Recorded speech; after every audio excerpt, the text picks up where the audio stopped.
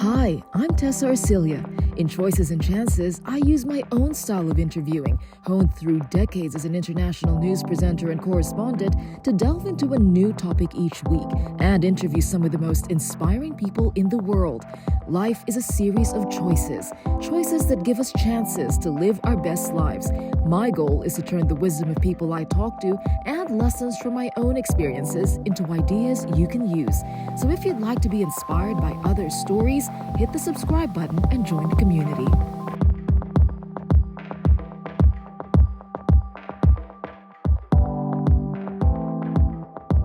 The record button, and we will start. Hi Guy, thanks so much for joining us today. It's really nice to catch up after all these years. Yeah, likewise. I mean, it's been how long now? Because you were Oh gosh. you were in Hong Kong, and I remember being in Harbour City eating with you guys, and then your That career was took that off. felt Your feels career like took off, another right? life. Yes. Yes, that's true. I left Hong Kong and here we are now. You know, Guy, you have always been someone who wore a lot of hats at the same time when I met you. It's always interesting to see how people identify and describe themselves. So if I asked you, who are you? How would you describe who you are? Well, that was an unexpected question. Who am I? This is kind of like a therapy moment, isn't it? I think as a 50-year-old, you've gone through a journey, and I think you come back to what comes to mind now, having processed a little bit of that question, because it is both a serious one, and it can actually we can actually go in a humorous, more of a humorous direction. I think. For me, particularly at this stage of my life, I've come back to the child that child that I was, wanted to be proud of. And it's not about self-reflection or gloating. It's just a quietness. I think you get into a stage of life that you're quieter with yourself, more understanding, I think more kind to yourself a little bit. I think that's the challenging one. I think that's a day-by-day thing. And less pressure, and I think about how you are towards other people, how you can be towards your family, be a little bit of more of a mentor. I think mentor, not talking down to people, but a little bit maybe sharing your own journey, that they can maybe avoid certain mistakes that, or challenges that are really what I see as unnecessary challenges that we have put in front of ourselves in life. So I think that's where I've got to in life. The other side of it is, then there's career and other aspects, right? And I think I'm a kind of more of a late bloomer, and I think we've got this very interesting part of society that has never existed before. That you can, I mean, we see movies like The Founder. I know what you're thinking. How the heck does a 52-year-old, over-the-hill milkshake machine salesman build a fast food empire with 1,600 restaurants and an annual revenue of $700 million? One word: persistence. I think movies are quite interesting because they can be quite inspirational. There's a lot of different aspects of movies, right? So I think The Founder, I find that movie quite interesting because it's the inspiration of an individual who had a lot of challenges in life, but still somehow never gave up. And it's not about just ambition. It's about being fulfilled. It's self-fulfillment. And there's a lot of aspects of that, because being self-fulfilled, actually, it's not about just your own ego, but it's about supporting others. You become part of an economy, you become part of a society, you help your family, there's all these aspects. So, life at this stage, I think, in society is kind of, we're living longer than ever before, and I think we've got a lot more to look forward to. It's not just retirement.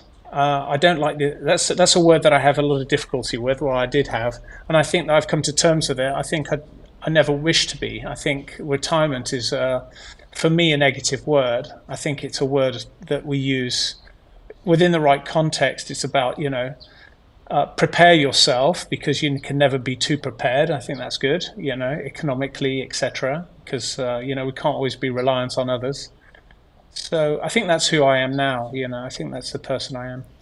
Sorry, See, long it's an answer. interesting choice. No, it's an interesting choice because, I've always known you as an entrepreneurial person, and it means it's in the years that I haven't seen you, you've gone through a lot of transformation, and now your priority is who you are as a human and how the child in you would see yourself. So you are now championing men's mental health that is rooted in your own personal challenges. So talk us through those tough times, and you mentioned your challenges that brought you to where you are now, where you feel you want to be in a position to help other men who might be going through mental health issues. I call it's a ball and chain, and I think it's again we're in a society of information, and there's a negative, there's a positive. There's a lot of noise.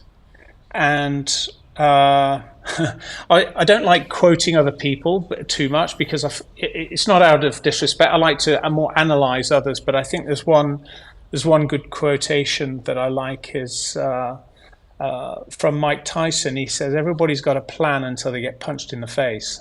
And now, what does that mean? It's not violence. It's about we live in a world of opinions today. And actually, opinions have always been good because it's part of conversations, and it's the research and the analysis that we do. But actually, there's a world of facts. Elon Musk deals with that every day when you're dealing with rockets going up to the moon or Mars. There is a physical world that you've got challenges, that you've got to respect the laws of the universe. Otherwise, there are serious consequences. And I come back to that with mental health, and it's not just for men. But although men are suffering seemingly, I wouldn't say more, but differently, the consequences are a little bit more grave. We've got 75% of all suicides that are men globally, and that's a global figure, which is horrendous. 75% is a very, very big number. It shouldn't be, and the numbers are actually increasing. Seemingly, despite the fact that we're talking more about it, the numbers are not decreasing. They're actually increasing. So the data is showing, for some reason, and there are a lot of different reasons why. Some of them are tangible reasons, some of them are studied reasons, and some of them, as what I'll discuss now, are the intangibles, and these are my opinions. I think we've got different aspects of mental health. And what I believe is we don't train enough children at the right age, step by step. I think it's happening in different schools in different ways, but we don't really have. We try to generalize it. You have or you don't have mental health, and I think mental health is a constant for everybody. And I think it's there are genetic disorders which I'm not talking about. I think I'm talking about something that is more latent, and everybody has slightly different sensitivities. And we all can have that, and we see that with military people with PTSD coming back, and even the strongest of us get afflicted with it, and it's not something you can control. It's something that suddenly just dominates, and it just creeps up on you. It crawls, or sometimes it's a massive trauma, or it's things that you do to yourself. And that's why I talk about being kind to yourself, doing the right things, training people to understand there are significant consequences to acts or actions or decisions or trains of thinking.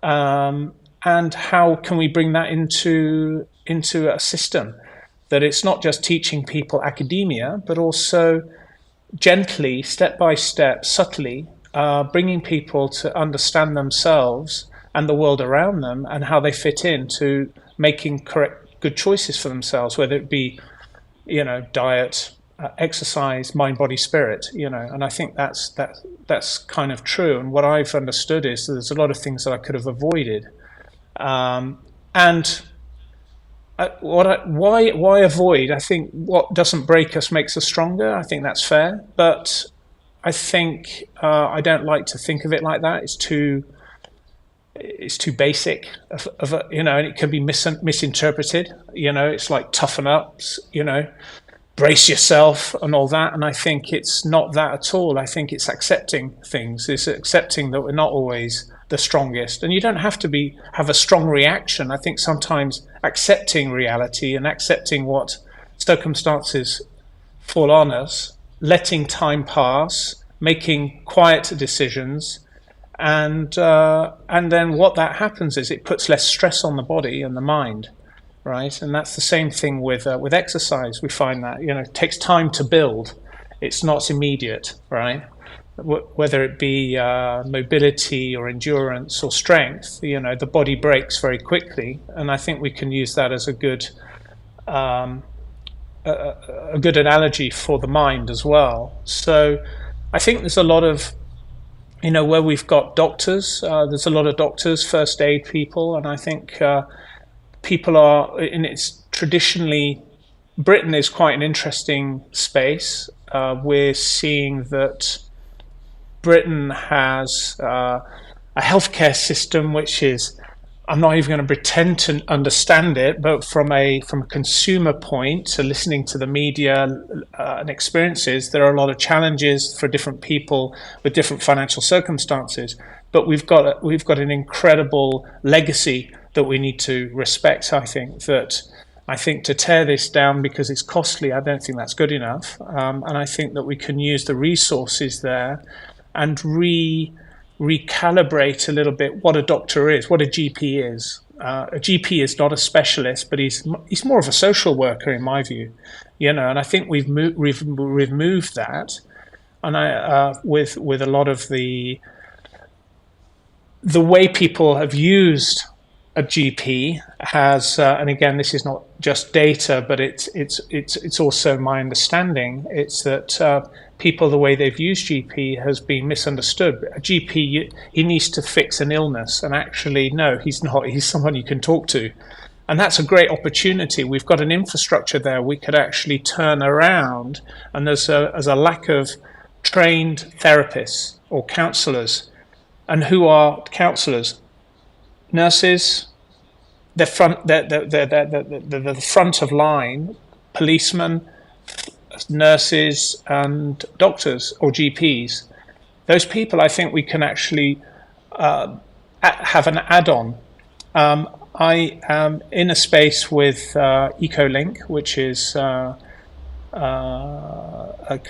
organization in India that trains therapists.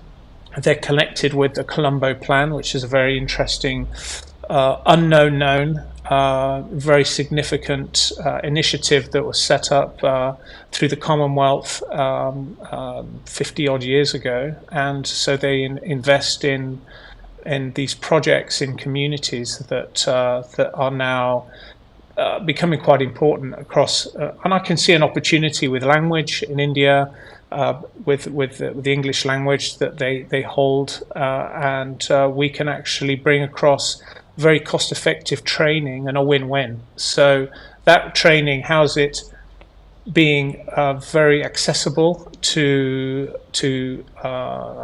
professionals? So it's to professionals or to people who have an interest and a calling to that space. So we can actually provide training at a very low cost, very accessible point to achieve step by step a better environment that we can actually set up for the future.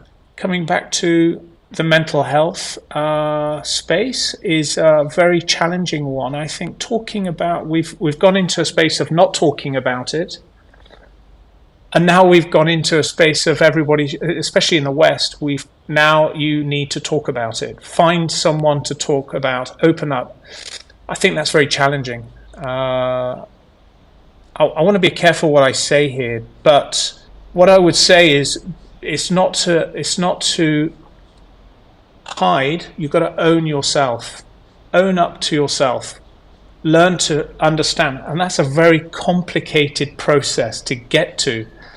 Understand where are the triggers, and this comes back to the training. If you have that subtle training young, you can learn to identify points or stress points that are suddenly going to arrive.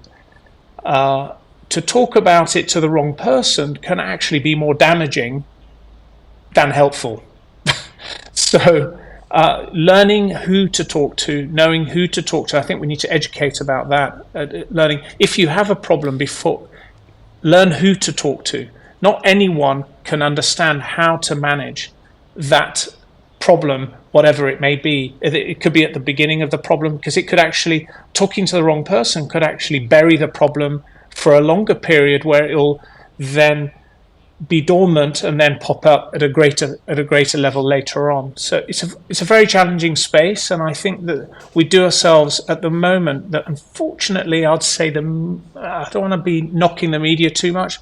It's a bandwagon. We've heard it, and I think that yes, it needs to be talked about, or it needs to at least be accepted as a norm, that we don't just get physical ailments, we also have mental ailments, and the most challenging side of those we can actually put in support mechanisms, and I think we're only at the beginning of that. Yeah, and I think you raise a really interesting point, because you're not the first person I've heard bring up the importance of talking to the right person, and that talking to not the right person or not the right fit might be more detrimental. When you talk about this, I can see and I can hear that there's a lot of insight in that. Is that something that you draw from personal experience? Is that something that you had, I don't know, gone through? I haven't seen you in such a long time, but I did see on social media you went through this phase of going into exercise and diet and trying to speak quite publicly about mental health. Was that rooted in your own experience? Yeah, completely. Although it doesn't look as though you're struggling, you're always it's the ball and chain. You're always carrying something with you somehow that you yourself don't understand. You haven't labeled it. It's confusing how you deal with situations, how you deal with the pressures on life, how that affects behavior or other choices that you make, etc., that snowball. You're surviving, and I'm not saying that you're thinking about suicide or anything like that. It's not that kind of survival, but you're literally just managing, So the idea of whatever successes you're having, behind that is what is sometimes pushing you forward is just survival, and there's a positive side to that, but the mental health side of it, and where we all come from, which is the Freudian, the child, and how you learn to deal with that person if you're ever able to confront it, face it, accept it, and then as you say, transform to then not deny it. I think a very good friend of mine met me, and it was and this is how important we are for each other as people, is that we don't have to be a teacher, but sometimes doing the right thing or saying the right thing without realizing it's intuitive.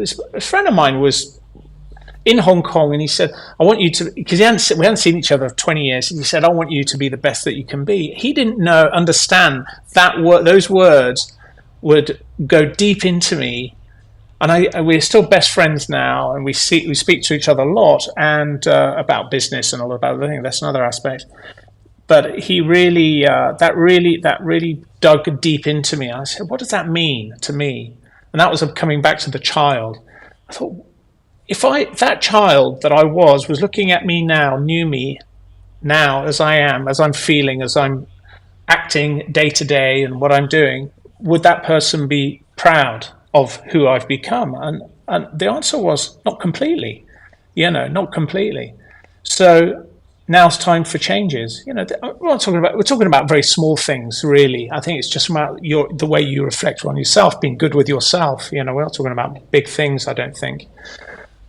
But I think it's being comfortable with whatever choices you've made and who you are, and who you become. I think, and then it's becoming a quieter person with yourself. That comes back to the original thing that I was saying. So that was the beginning of that process. And I think that what I wanted to do was to have something, and that word sustainable. It wasn't a diet. It wasn't just an exercise, right? It wasn't a phase. Yeah. So you had your best friend at the time. Do you find that even if, well, given that we're talking about mental health so much now, do you think that the judgment towards men has truly gone away when they start expressing vulnerability and asking for help? Has that really gone away? No, of course not. I, not as a corporate person, but as I think this is just us talking as friends. Absolutely not. Be very careful what you show to people. It's not hiding yourself. We're living in a world of judgment, and we're living in a world of risk assessment. If you go to a company and you say you've got illness, yeah, okay, thank you for letting us know. You're a risk. If you're in the company, it depends on where you're at. If you're just new and you're being interviewed, and this is, be very careful. Coming back to that question, no, I don't think it has. I think people are more understanding a bit, but I think it's still, oh, really, you got a problem? Thank God it's not me. Yeah, I'm talking about being honest to ourselves. Oh, lovely. Oh, he's done well. I think it depends who. We're not just one type of person. We're talking about generally speaking. I think it's challenging, and I think in the workspace especially, I think there are support mechanisms there, yes, but to what degree the sincerity is there to really support, I don't know, because if someone really did have a problem, again, generally speaking, I've spoken to some leaders. I've spoken to some leaders, and I won't name names. Friend talk, and I've asked that same question. They said no. It's a challenging thing. Of course, we all want to help each other, but you're in the workspace. You want to be effective. You got to go get world. Everybody's meeting targets. Everybody's under their own pressures and stresses. And and having someone who's a risk to the business and to themselves is not necessarily what they want around. I think the stigma, I think it's evolving, but I think we have to compartmentalize, know where we're at, in what situation we're in, and be careful of how we present ourselves. And we can be sincere at the same time, but how do we do that in an effective way to not harm ourselves in the future? Having poor mental health doesn't mean we're less effective. Sometimes the most effective people have the least mental health. It's a survival, they're kind of surviving. So sometimes they're even more effective. I don't know what the answer is. I'm not saying anything one way or another. What are you doing now? Are you running companies again? When I knew you were running a couple of companies. So what are you doing now? Now I sold my company in Hong Kong. I was quite lucky before COVID, and I've been on a journey of so now currently I'm doing an MBA, changing a little bit direction or honing my skills more in the hospitality side. Our retirement plan is going to be probably running a load of hotels. So that's the retirement plan. So I'm not sure if that's true. Yeah, I'm not sure that's a true retirement. But the idea is getting busy and doing things that we enjoy. So I've set up a members club. I'm setting up currently a members club that is focused on artisanal. I don't like the word luxury, but I have to use it because it kind of sets the tone. It's luxury product, artisanal, artisan and craftsman, and so we're setting up a platform that allows for people with global passion to both support them in their search and also the artisans themselves. So we're currently setting that up, and actually with that friend that I spoke about. And so this is a beginning of a new journey. So that's going to blend itself into what will be a physical club as well, which will end up becoming a hotel or a club with rooms, etc. So artisans, both with consumable products and also all of the variety of whether it be clothing or homeware, etc. And we can actually include inside of the physical concepts. At the moment, it's a digital platform, O2O experience. So early days, but we like to call ourselves bootstrap and startup. That's quite a pivot. Yeah, and why are you taking an MBA considering the experience that you already have? So what are you learning in the educational structure that you think you didn't really learn from experience? You don't know what you don't know until you're faced with it, right? And I think that's that's an interesting point. I didn't go into the MBA when I started that process. Yeah, we do all that.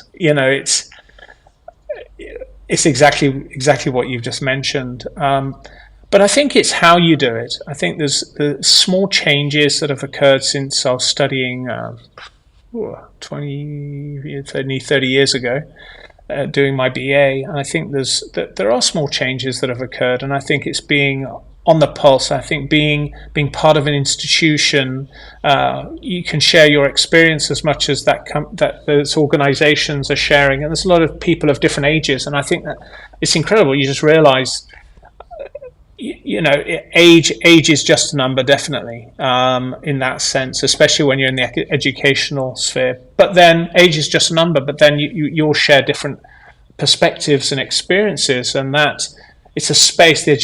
Academia is a great space. I'm enjoying it more than I've ever have, and I think that's what it's more about. So it was whilst I was in Warsaw, followed my wife here. I kept busy, so it was to hone our retirement plan. And it was actually my wife. She told me, she said, "Why don't since you're in Warsaw, why don't you do this and just start beefing up for when we need you for the hotel?" So we want a qualified person. Sounds like a great plan. Yeah, that's a great plan. And you mentioned her. I've seen beautiful photos of your wedding. Marriage. You also have experience in that part of your life. What do you learn? What have you learned? Lessons you've learned in the past decades about marriage that you would impart, or to your younger self? I think life is long. I think we're all different. We're all motivated by different things. I think we dream, and I don't know. I've got a very romantic idea of what marriage is. I come from the romantic period, maybe. I think generations. I think people, how they understand love, fundamentally has changed. Maybe I talk to people in China. Love is different. Maybe the feeling is the same, but the way that it's rationalized, the rationalization of it is slightly different, I would say. I don't know if that's your experience. Would you say that? I think it depends on the person. Sometimes it feels more rational, and sometimes it just feels more emotional. And we talked about the magic that you can't explain sometimes. I think marriage is consequences. Today it's difficult. It's not just a man and a woman, but it's the idea is it's having a family and having, so you have responsibilities that go way beyond yourself at that time. And if you don't choose the right partner, it's a partner. It's a marriage. It's a romantic marriage, but it's a partner. It's a business partner, literally. The consequence is not just for you and yourselves. It's for those children. And it's very, there are echoes that will be felt even when things go well that you cannot foresee. So I think choose well. I think choose well and be kind on yourselves. Life is long. Don't compromise. As you're a father and you have children from previous marriages, Yeah, so what have you it's my learned third from that marriage. experience? Yeah, what have you learned from that experience of being a father, and also when your children live in different countries? The children haven't moved around. I've moved around. So I think that's been very challenging. I've been very fortunate with both. We have a good respect despite the breakdown of the marriages. I speak to both of my exes, and yeah, I think that young person is definitely evolved, and you're able to. My daughter lives with me in terms of for school, and that was a decision made. It was a role that I wanted. I was very happy to take on. Holidays for my ex-wife in Hong Kong. So I think if you're not living together, I think that's how to rationalize it. You're not taking a child away. I think you rationalize it to say, look, you have a role we each have a role to play. How do we support the child to who's ready to take on what role? And you kind of talk through it, because at the end of the day, and I think we didn't, so it's worked out very well. Do you find that society is more accepting now of blended families? I mean, I have my own experience of that and I'm living it. Do you think there's societal shift in looking at families and defining what families are? I think yes, definitely. I definitely think that, but I think that doesn't change kids and their yearning to have family. Children is inbuilt. We want our parents around us. And sometimes when you shift that, it's the child that feels a loss, and it doesn't matter how much you fill it with other things. And even if both parents are okay with it, I think that helps. But it's still something that never quite. It's something that is not can never be truly resolved, and I think that's okay. I see my daughter has a first boyfriend, and he's got a very, very strong family life. She loves being at his house. She loves that atmosphere, the family. They've got I think two other brothers, and so it's not something she doesn't say it, and I think she's very happy at home. But it's a quieter life at home instead of having the busy, noisy.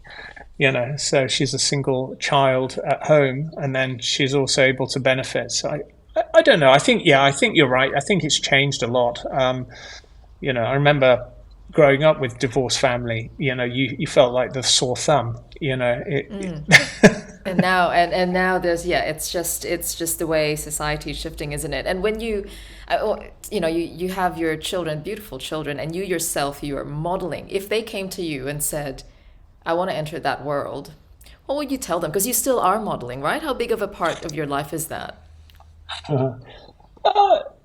It's not a big part. It's more of an opportunity to, I think, as you get older, I think they're just very lucky. It's very lucky to be able to step into different shoes, You can be different people at different times. And I think that's great. You're not just, this is it. This is as good as it gets. I just use that in that way. Very fortunate to meet people from lots of different walks of life, and that keeps it vibrant and exciting. I think that's where I see it. And there's obviously remuneration as well when it works out. But we're living in a world of image, and I think that it doesn't hurt. It doesn't hurt. I don't think it hurts. In terms of my children, I just tell them that I would say, don't take your eye off the ball. It's a distraction.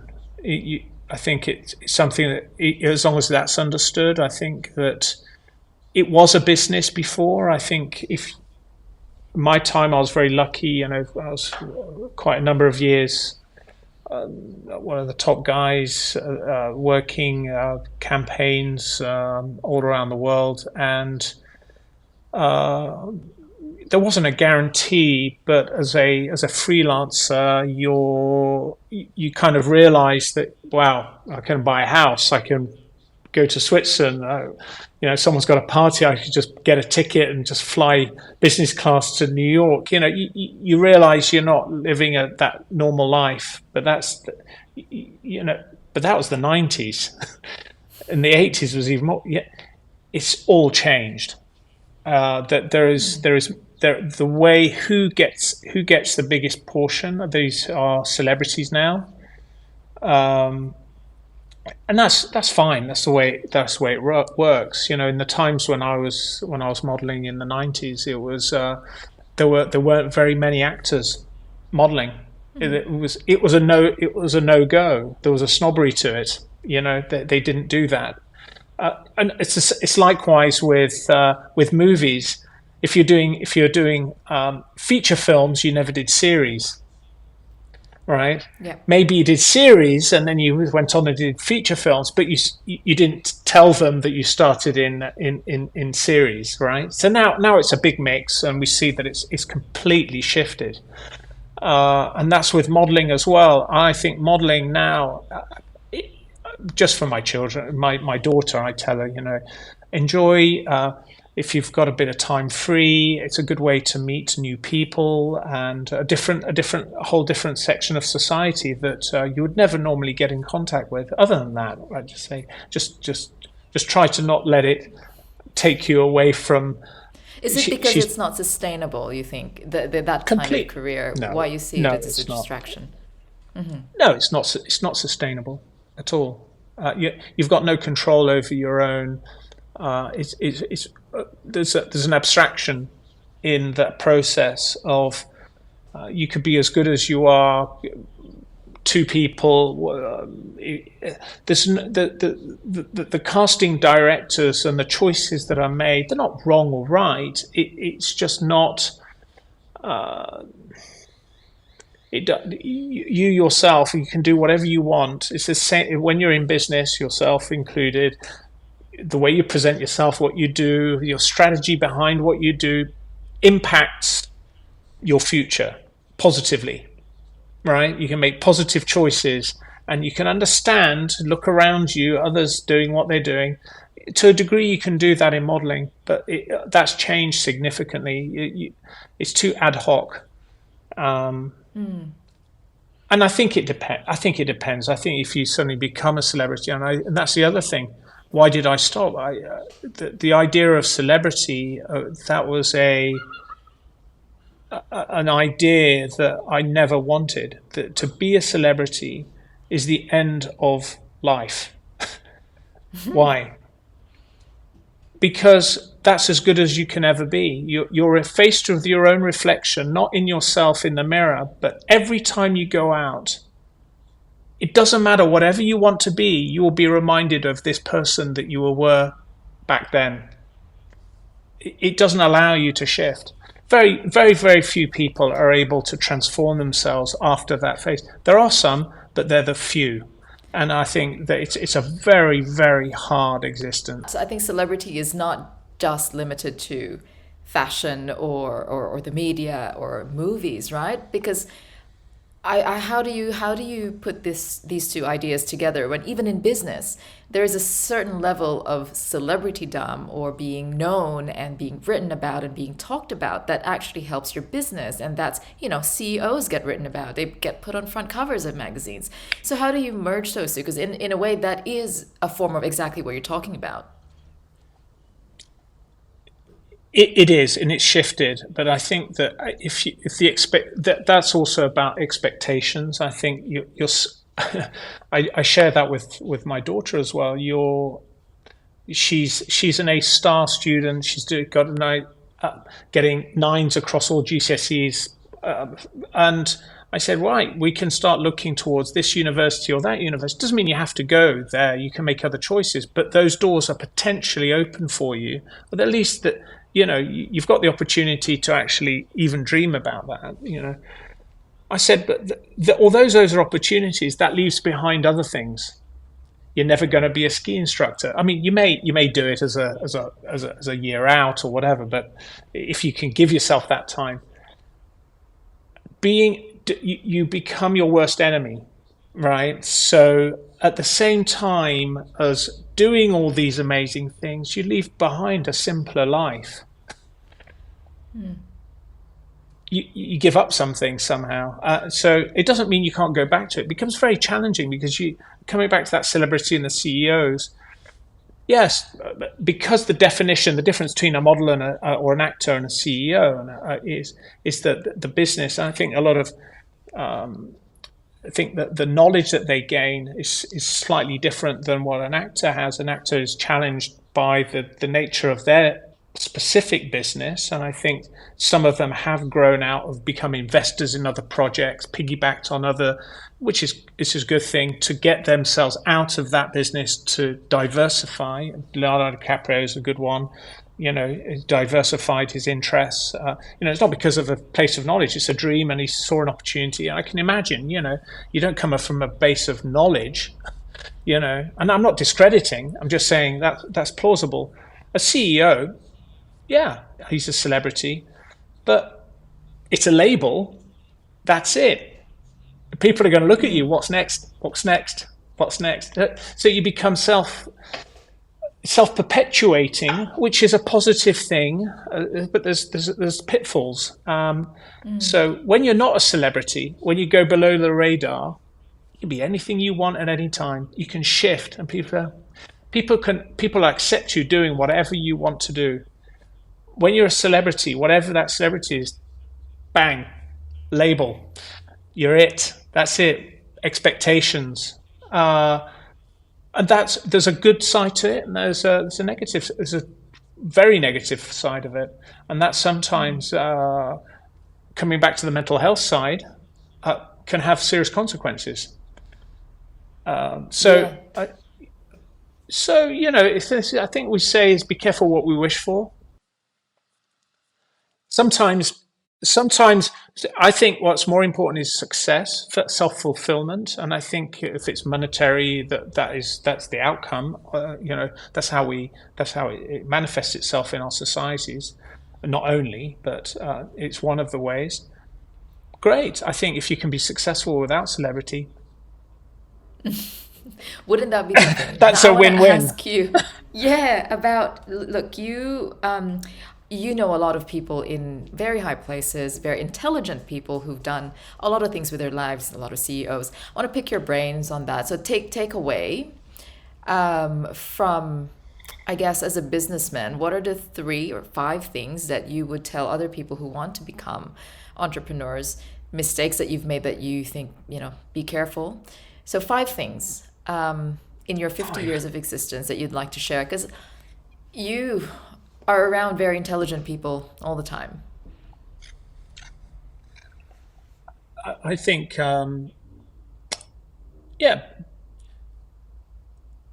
Jake LaMotta, I heard him speak on a youth radio, and he said, believe, believe, believe. And I like that. It is that. It's not just believe in something, it's believe, believe, believe. I really think that's the first one. And the second one for a business, I think you need other people. Again, I said that before. You need other people to be able to believe in what you do.